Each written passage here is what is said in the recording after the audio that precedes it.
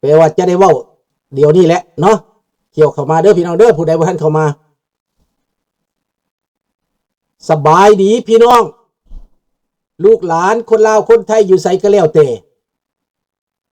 ที่หักหอมเสรีภาพและประชาธิปไตยทุกท่านยินดีต้อนรับทุกท่านเข้าสู่รายการเสียงประชาชน Voice of the Lao People Welcome to everyone bienvenue à tous et à tous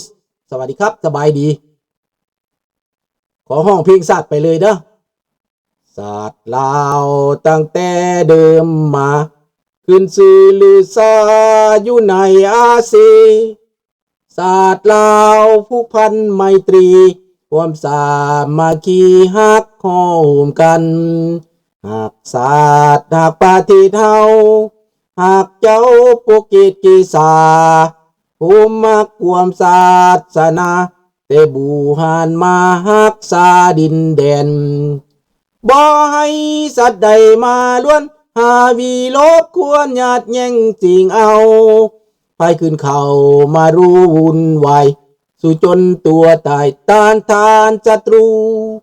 สวยเสือจูเลือดเนื้อเสื้อเผาพื้นผู้กูเอาบันเทาถูกกันขอบใจพี่น้องสบายดีเด้อท่านจำลานตาสบายดีเกิมสบายดีทุกท่านพี่น้องประเด็นของเฮาก็ว่าประเทศที่แล่นนำเผด็จการรัสเซียนั้นหมายถึงแล่นนำความล่าหลังตกยุคตกสมัยไปแล้วความคิดแบบเก่าๆของรัสเซียนั้นหมดไปแล้วพี่น้องนะก็คือบักทองรุ่นนั่นแหละแล่นนำรัสเซียนั่นน่ะเอารัสเซียเป็นตัวอย่างเอารัสเซียเป็นที่ตั้งเอาลัทธิอุบาทเป็นที่ตั้งจึงนำพาให้ชาติพบกับอุปสรรคพบกับทางตันพี่น้องและข้าพเจ้าจะมาตอบยูทูบเบอร์ลาวคนหนึ่งชาแนลของเพิ่นว่าสไตล์ลาวว่าซั่นลาวก็ปากบ่ได้ไอบ่ดังดอกลาวก็เลยอยากเอาความคิดของสมฤทธิ์พลเงินมาออกเกี่ยวกับการวิจัยเรื่องจีนกับลาวการที่ลุกล้ำของจีนลงมาลาวนี้มีผลกระทบแนวใดแหน่นายสมฤทธิ์พูนเงินก็วิจารณ์แล้วว่าประเทศไทยเราไม่ต้องกลัวไม่ต้องกลัวถ้าเรารู้ไว้ก่อนเราก็เตรียมตัวได้อันนั้นมันใช่สำหรับประเทศไทยแต่มันไม่ใช่สำหรับประเทศลาวนะไม่ใช่ว่าถูกใจนายกดีสำหรับนายกแล้วจะไปดีสำหรับนายงไม่ได้นะจะตอบลุงจะตอบให้คนลาวฟังเด้อมันดีสำหรับประเทศไทยเป็นอย่างจังหวะมันดีเศรษฐกิจเขารถไฟเขาก็ไม่ได้สร้างเองลาวสร้างและสินค้าจีนมากกับต่อจังหันเขาก็ส่งสินค้าไปจีนผ่านลาวเขาได้ทั้งตื้อทั้งเหนือเขาเตรียมตัวไว้ก่อนเขาศึกษาไว้ก่อนเขาเข้าใจไว้ก่อนคนไทยเขากะเกียมไว้ก่อนแล้วเขาก็มีทุนเขาก็มีความคิดเขาก็มีการค้นคว้าเขาก็มีการหาเห็นบ่ขนาดนักเตะบาสคนเดียวน้อยเด็กน้อย17 ปีนะเขาก็ยังยกยอปอปั้นนะบอกคนลาวเดี๋ยวจะให้สัญชาติไทยนะเห็นไหมแต่ลาวจะเป็นยังไงล่ะขนาดลูกแรงงานลาวอยู่ในไทยนะเล่นฟุตบอลเก่งอยู่ในชัยนาทอำเภอชัยนาทตำบลชัยนาทว่าซั่นไปเขาก็ยังยกยอปอปั้นเฮกันทั้งเมืองเฮกันทั้งเมืองให้การสนับสนุนเด็กน้อยลาวคนนั้นแต่เจ้าของประเทศลาวนี่บ่ฮู้จักให้การสนับสนุนไผเลยบักผีปอบทองรุ่นนี่นะบักสอนไส้นี่นะลูกหลานตัวเองเก่งก็บ่ยอมเอาพุ่นไล่เขาไปเหตุการณ์อยู่ต่างประเทศพุ่นไปเฮ็ดเวียกอยู่ไทยพุ่นไปเรียนอยู่ไทยพุ่นเห็นบ่ล่ะจนว่าความลาวเกือบบ่เป็นตอบภาษาลาวเป็นภาษาไทยไปเลยเห็นบ่ล่ะอันนั้นแหละมันบ่คือกันผลประโยชน์มันบ่คือกันเข้าใจไหมผลประโยชน์ประเทศไทยกับผลประโยชน์ประเทศลาวไม่เหมือนกันครับคนลาวจริงๆแล้วต้องการเอกราชประชาธิปไตยประเทศไทยเขามีเอกราชเขามีประชาธิปไตยอย่างไม่ได้ประชาธิปไตยเขาก็ได้ครึ่งใบค่อนใบประชาธิปไตยค่อนใบบางครั้งก็ได้ค่อนใบบางครั้งก็ได้ครึ่งใบนะอันนี้วิจัยคักแล้วบ่นี่นะฟังดีๆฟังดีๆ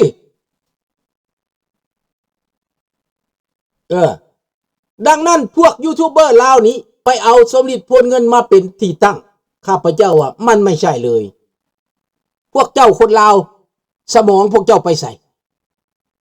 หมากินความขืดบ่พวกเจ้าวิจัยบ่เป็น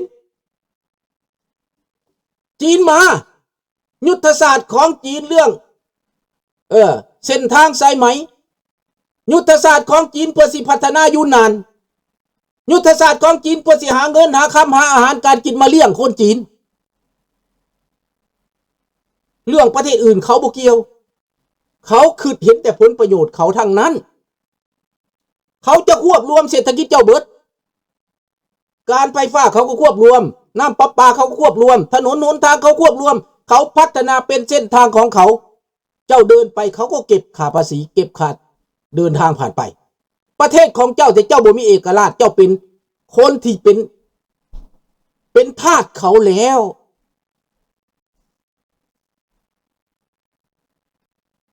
นี่แม่นแล้วบ้านเจ้าบุญนูเหมือนว่าเรากินบ้านกินเมืองยังมีประโยชน์ให้ประเทศชาติบ้านเมืองเลยข้าพเจ้าว่าตั้งแต่เปิดบ้านอันนั้นนะ JP เหลือที่เจ้าบุญนูเอาเงินไปสร้างบ้านอันนั้นแล้วได้ประโยชน์จากบ้านเจ้าบุญนูมันนะควรขอบใจเจ้าบุญนูไหนควรต้มไก่ต้มเป็ดไปบ้าเจ้าบุญนูไหน บักผีปอบสูระวังผีเจ้าบุญนูจกตับจกไตสูเด้อหาประโยชน์จากเราน่ะสูดาแล้วบัดแล้วได้ประโยชน์จากเราระวังผีเจ้าบุญนูจกตับสูเด้อด่าเจ้าบุญนูว่าบ่มีประโยชน์แต่ว่าได้เฮือนนั่นของเราได้ไปเที่ยวส้มเฮือนเจ้าบุญนูศาลาพันห้องของเรา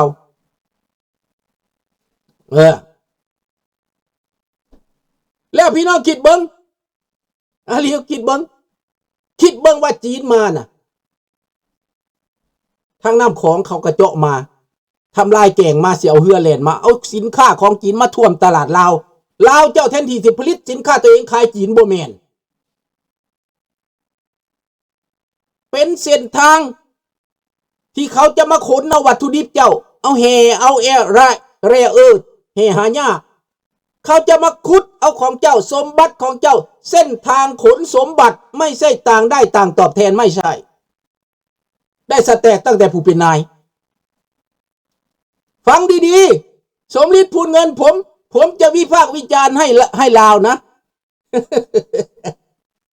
คุณสมฤทธิ์พูนเงินเขาก็เป็นนักข่าวสำหรับคนไทยเขาก็เว้าเพื่อผลประโยชน์คนไทยเขาบ่ได้เว้าเพื่อประโยชน์คนลาวเขาบ่ได้วิพากษ์วิจารณ์ว่าคนลาวจะดีแนวไหนเขาบ่ได้เว้ามันจะดีต่อประเทศไทยใช่คนไทยไม่ต้องได้ลงทุน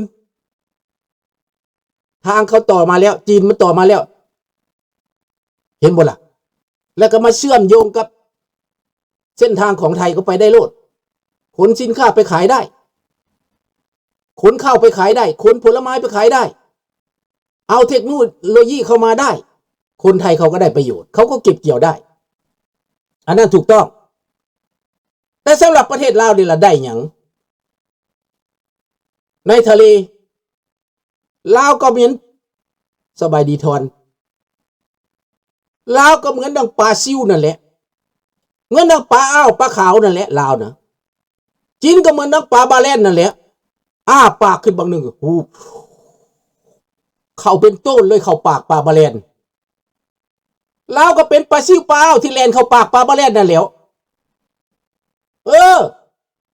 ปลาบาแลนก็บ่ตายแต่ปลาซิวปลาอ้าวนี่ตายได้บ่ได้สั่งพ่อสั่งแม่ได้ตายบ่ได้สั่งพ่อสั่งแม่ตายแล้วพ่อแม่ค่อยอยู่บ่ไหลแล้วพ่อปลาบาแลนมันหูกินหมดหายใจน้ำก็บ่ทันปากน้ำก็บ่ทันสั่งพ่อสั่งแม่น้ำก็บ่ทันมันสิแตกต่างหยังกันเห็นบ่ล่ะมันเป็นแบบนั้นแหละพี่น้อง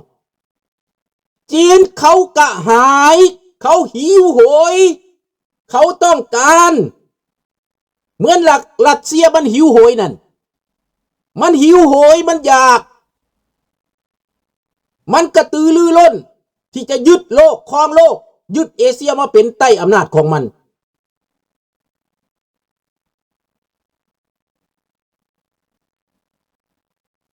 โอ้50 ปีบ่ให้บักทองรุ่นตายเจ็บท้องเจ็บใส่ไว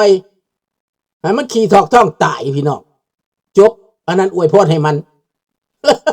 สบายดีลุงพูให้บักทองรุ่นตายไวๆเลยตายอยากๆตายทรมาน อวยพรให้มันเลยนะ80 ปีมันตายแล้วมันพอตายแล้วบักทองรุ่นนั่นนี่แหละพี่น้อง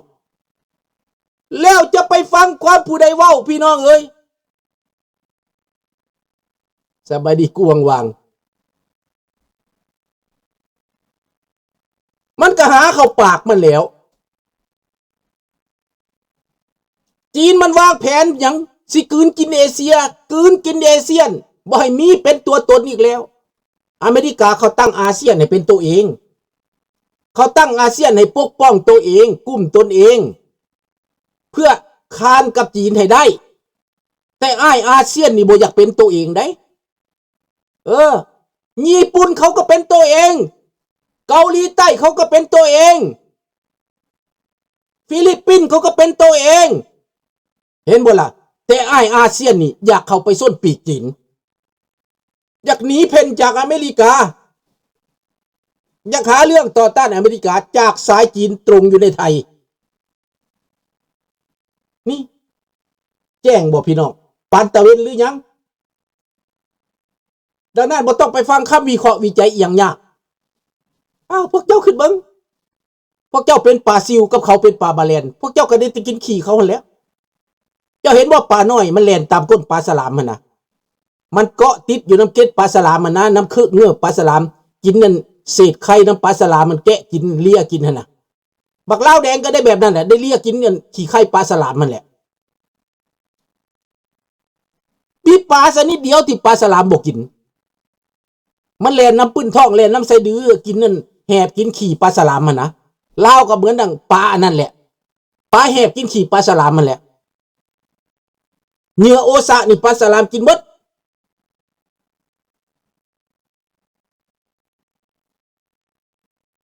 แม่นบ่ตะตะระอีโมแม่นยังไงถามเบิ่งเจ้าสิได้หัวขย้ำไม่ได้ถามเบิ่งบ่แม่นบ่ลาวเป็นแนวใดลาวก็เป็นแบบนั้นแหล้วลาวก็เป็นบ่อนเฮาสลามเฮาสลามแบบนั้นแหละลาวเป็นแบบเฮาสลามนั่นแหละสลามขี่ออกมาสลามคายออกมาสินเศษเหลือก็เลียกินได้กินหมดเด้ย่านบ่ได้กินซ้ำแล่นน้ำเขาซื่อๆบ่ได้กินประชาชนลาวทุกข์ยากปากหมองอดทุกข์อดยากมันสิบ่แล่นไปได้ใดเงินไปฝากไว้เกาหลีเหนือเงินไปลงทุนเกาหลีเหนือผัดเอาเงินไปเฮ็ดแนวอื่นมันสิตายมันก็ต้องแล่นไปทวงเงินแล่นไปหาบอนลี่แล่นไปหาบอนไปถ้าลาวแตกมันสิไปไสมันขอไปอยู่เกาหลีเหนือบักทองรุ่นมันอยากไปเกาหลีเหนือติมันไปหาบ้านพักอยู่หั่นติอันนั้นแหละบ่อนมันอาเซียนบ่เป็นตัวเองแม่นแล้วเพราะเจกภายในประเทศมันคุมเศรษฐกิจและการเมืองถูกต้องมันคุมเบิดข้าพเจ้าเว้าเป็นให้พี่น้องฟังหั่นแหละดังนั้นลาวนี้จะไปฟังคำวิจัยวิจารณ์ของอื่นบ่ต้องฟังดอกพวกเจ้าเปรียบเหมือนพวกเจ้าเป็นปลาซิวปลาสอยได้แต่แหบขี่เขาเป็นเหยื่อเขาและพวกเจ้าเป็นตัวเองบ่อันเจ้าเขาอยากมาเจ้ามาเอาเจ้าเป็นยังเขาจังอยากมาแน่นอนประชากรเจ้าก็งูเขาเอาเงินจกออกมา 10,000 20,000 บาทลูกสารและลูกเสหลานสาวเอานำเสนอใส่พานไปหาโลดอยากได้ผัวจีนอยากได้ผัวจีนอยากเป็นเศรษฐีอยากมีเงินใส่คนบ้านนอกอยากได้ผัวจีนอยากมีเงินใส่อยากได้ผัวเศรษฐ